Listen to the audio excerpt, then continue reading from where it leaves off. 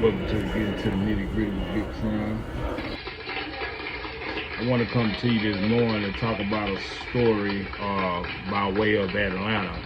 Fox 5. I heard the story this morning. It was actually broadcasting here in Houston.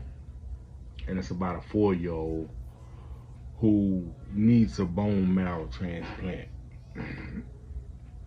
And he had got a donor, somebody to donate. But somewhere down the line, the donor stopped answering the phone. And I want to come on today to maybe shed some light, to maybe somebody hear this story and possibly be a match. Unfortunately, the mother and the father would be the first line of go-to. But to no avail, because both of those parents are plagued with sickle cell and they can't use them. So it says family searches for replacement bone marrow donor for 4-year-old after original bags out. And I'm coming this morning, it's a rainy morning, I'm coming to, like I say, bring some awareness. Maybe somebody might hear this and be a match. And also to ask, like, something this much needed, can you just bag out like that? You see what I'm saying? First of all, this is how I feel. And I truly understand if you feel some other type of way. I agree to disagree with you. But when you signed up, that also stopped them from having to look. You see what I'm saying? So maybe, just maybe, you signed up could have prevented them from finding somebody that really wanted to participate. It's a 4-year-old, man. Got a whole life ahead of him.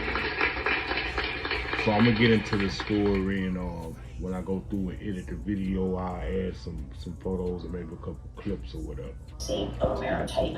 And if you don't have the same bone marrow type, your body would likely easily reject it, or the bone marrow itself could attack the person's body. Damon's best chance for a match would be a biological family member, but he's an only child, and Octavia and her husband Damon both carry the sickle cell trait, ruling them out.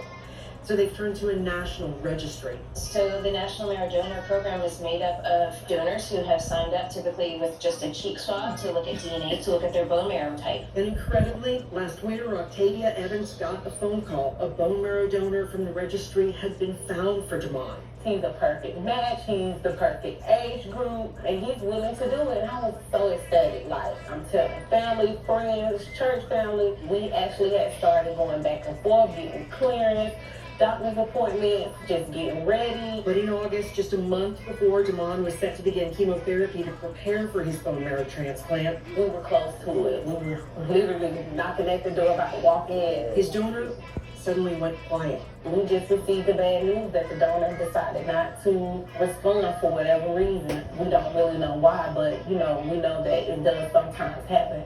It was definitely heartbreaking. It does happen. It's not uncommon for that to happen. Dr. Yee says over time, donors may be medically disqualified or change their minds. And a donor may listen to what it entails to undergo a donation, or they may just be at a time in their life when they don't wish to or can't. Why even sign up, though? So now